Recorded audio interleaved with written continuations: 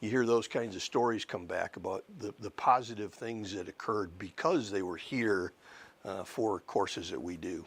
Dan Hammond's career in the Army started in active duty.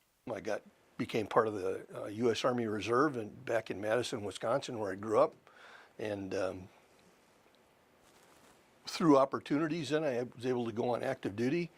I did that in July of 1984. I entered on active duty, went to the Armor Officer Basic Course, and then proceeded to do a little over 20 years on active duty, in addition to my time in the Army Reserve prior to that. From there, an internet search led Hammond to Fort Riley. It turned out to be one of those deals where I looked at the job, I thought, it's a good fit, let's go do it. It's an interesting thing. You talk to anybody in the Army, nobody ever wants to come to Fort Riley, Kansas. But once they get here, they never want to leave. Hammond has spent the last 15 years as Fort Riley's chief of military schools. It's a marvelous place. The people here are wonderful.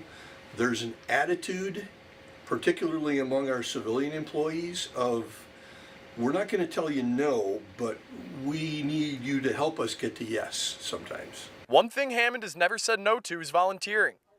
He dresses as Santa for Fort Riley's Operation Santa Claus initiative. We had a gentleman that had been doing it here on the fort for a long time.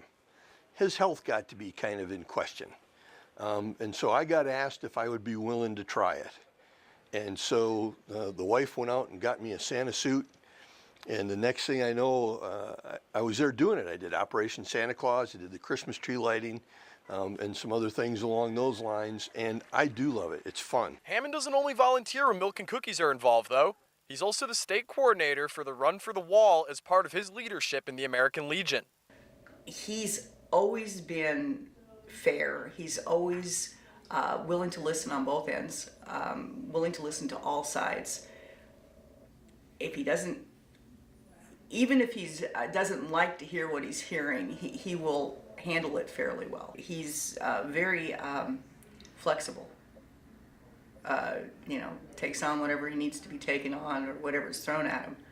So I definitely, I value my friendship with him. Dan Hammond is known for a lot of things, but what does he want to be remembered most by?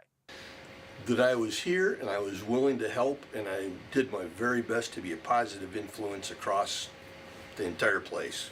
From Fort Riley, Jason Conander, 13 News.